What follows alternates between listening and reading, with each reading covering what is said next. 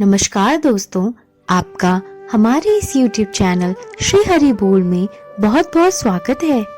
दोस्तों, आज हम माघ महात्म के चौथे अध्याय का श्रवण करेंगे। इस परम पुनीत कथा का श्रवण करने से समस्त मनोरथ पूर्ण होती है।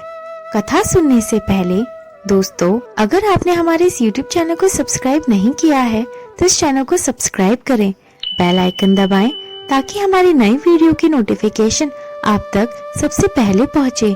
इस वीडियो को लाइक और शेयर भी जरूर करें।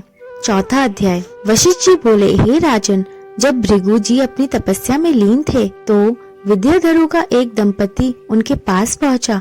वे बहुत दुखी थे और भृगु जी को अपनी कथा सुनाने आए थे। उन्होंने मुनि को श्रद्धा पूर्वक प्रणाम किया और कहा, हे मुनिदेव, इस दिव्य देह को पाकर भी हम दोनों बहुत दुखी हैं।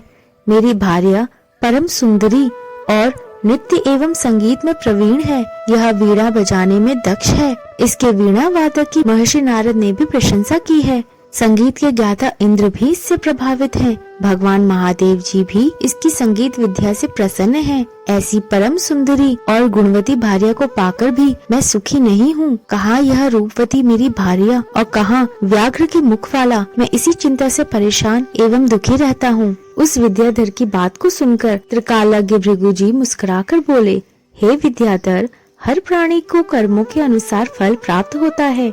जो ज्ञानी होते हैं वे मोह नहीं करते और जो अज्ञानी होते हैं वे मोह में फंसे रहते हैं। जिस तरह यक्षिका के पांव विष विषम है, उसी तरह अधूरा कर्म दुखी करता है। पिछले जन्म में तूने माघ मास की एकादशी का व्रत करके द्वादशी को तेल स्नान किया था। उसी के कारण तेरा मुख व्याघ्र का है। राजा पुरखा ने भी तेरी ही भांति भूल की थी, इसी कारण उसको कुरूप देह प्राप्त हुई थी। राजा अपनी कुरूपता पर बड़ा दुखी था। वह गिरिराज के समीप देव सरोवर पर गया। उसने स्नान किया और तपस्या हेतु कुशा के आसन पर बैठ गया। उसने शंख चक्र गदा पद्मधारी भगवान श्री हरि को हृदय में धारण कर 30 मास तक निराहार रहकर कठोर तप किया। भक्त वत्सल भगवान श्री हरि राजा की तपस्या से प्रसन्न हुए। उन्होंने राजा के सम्मुख प्रकट होकर कहा, हे राजन, मैं तेरी तपस्या से बहुत खुश हुआ। इतना कह भगवान ने स्वयं अपने शंख के जल से राजा का अभिषेक किया, जिससे राजा का शरीर सुंदर हो गया। भृगु जी बोले, हे विद्याधर, यह सब तेरे पूर्व जन्म का ही फल है। यदि तुम वास्तव में इस रूप को त्यागना चाहते हो तो माघ मास में मणिकूर नदी के जल में जाकर स्नान करो, तब तुम अपने पहले पाप से मुक्त हो सकते हो। इस नदी के तट पर देव मुनि सिद्ध निवास करते हैं। तेरे भाग्य से 5 दिन बाद ही माघ मास प्रारंभ होगा। तू स्नान की विधि ध्यान से श्रवण कर। पौषधि एकादशी से ही प्राणी को त्रिकाल स्नान निराहार रहते हुए पृथ्वी पर शयन करना चाहिए। भोग विलास त्याग कर जितेंद्रिय हो माघ शुक्ल एकादशी तक तीनों समय भगवान विष्णु का पूजन करना चाहिए। तू भी ऐसा ही करे तो तेरी मनोरथ पूर्ण होगी। द्वादशी के दिन मैं स्वयं आकर तेरा अभिषेक करूँगा। निश्चय ही तू कामदेव के समान सुंदर हो जाएगा।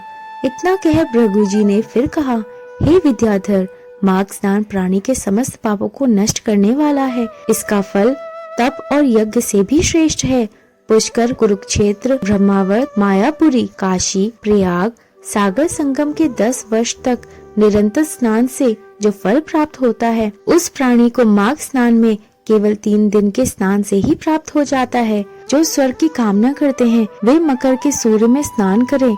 इससे आयु, आरोग्य, रूप, सुख, सौभाग्य की प्राप्ति होती है। जो नरक और दरिद्रता से भय करते हो वे सदैव माघ स्नान करते रहें। वशिष्ठ जी ने कहा, हे राजन, भगवान भृगु की इस परम पुनीत बातों को सुनकर तुम्हें माघ स्नान की महत्वता का ज्ञान हो गया होगा।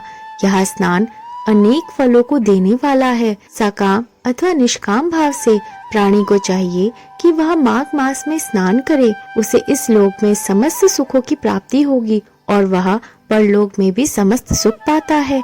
माघ मास के स्नान से पुण्यों की वृद्धि होती है और सतयुग में तप, त्रेता में ज्ञान और द्वापर में कर्म फल देता है। उसी तरह माघ स्नान सब युगों में श्रेष्ठ फल को देने वाला है। यह स्नान समस्त वर्ण और सभी आश्रम वालों के लिए फल देने वाला है।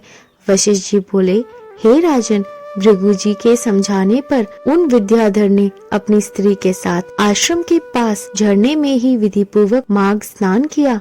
भृगु जी की कृपा से उसे सुंदर देह प्राप्त हुई और उसका दुख दूर हो गया। वह कामदेव के समान सुंदर मुख वाला होकर अपनी पत्नी के साथ विहार करने लगा।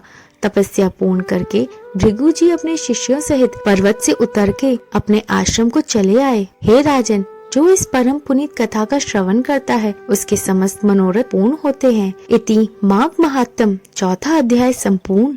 बोलो श्री हरि भगवान की जय।